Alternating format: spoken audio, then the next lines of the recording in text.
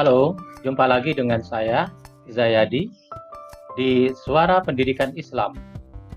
Hari ini kita akan membahas satu topik ini mungkin jadi satu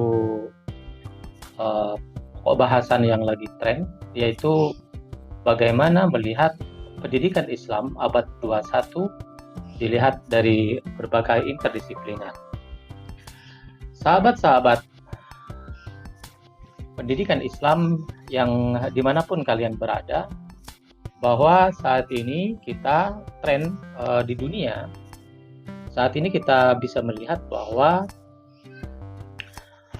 banyak terjadi perubahan-perubahan yang sedemikian cepat, baik kita lihat dari perkembangan media, budaya maupun perputaran bisnis.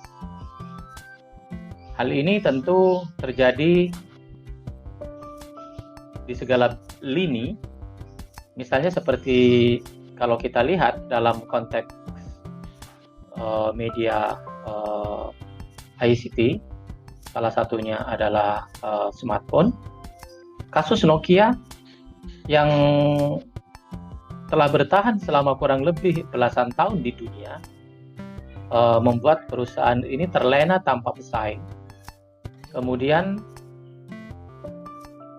datanglah Android yang membawa Samsung mengubah segalanya dengan menciptakan demand and trend melesat mengalahkan Nokia. Ini menjadi salah satu pembelajaran bahwa perkembangan teknologi sedemikian cepatnya, bahkan hitungannya tidak lagi menit, tapi sudah detik.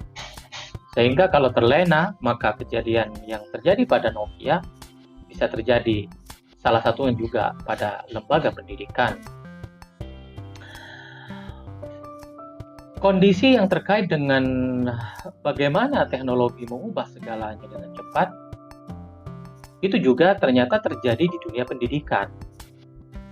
Sejauh ini terkesan respon pendidikan atau respon dunia pendidikan masih pada sebagai lifestyle saja, belum pada esensi. Pembelajaran abad 21 yang menuntut media bukan lagi sebagai media, tapi media juga dapat bertindak sebagai lingkungan dan bahkan learning resource atau sumber belajar. Nah, dua aspek ini, media sebagai lingkungan dan learning resource, kelihatannya memang belum digarap dengan serius dalam proses pembelajaran di Indonesia. Di lain pihak, penggunaan teknologi dalam hal ini misalnya smartphone sudah menjadi bagian dari keseharian. Penggunaan smartphone misalnya bukan hanya di kalangan dewasa, melainkan juga anak-anak usia sekolah. Namun kelihatannya sekolah agak sedikit malu-malu mengungkapkan problem atau kesulitan dalam belajar mengajar akibat siswa banyak yang mengakses smartphone, sedangkan guru masih menggunakan cara-cara lama.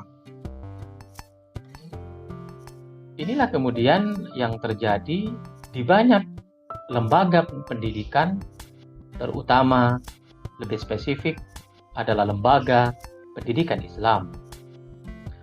Tuntutan pembelajaran dewasa ini di tengah realita budaya teknologi yang tidak bisa dihindari, semua lini pendidikan kemudian dituntut untuk menciptakan manusia yang mampu.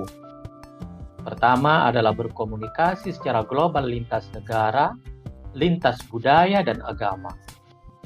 Kemudian, kebutuhan yang kedua adalah collaboration skill, yaitu kemampuan bekerja sama dengan bangsa sendiri dan bangsa lain secara terbuka dan transparan.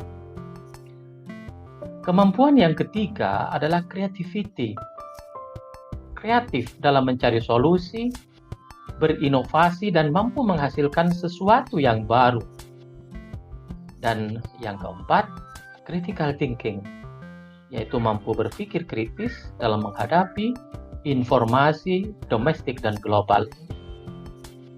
Keempat hal ini dikenal dengan 4C, pembelajaran abad 21 atau kemampuan global yang harus dimiliki siswa hari ini dan nanti.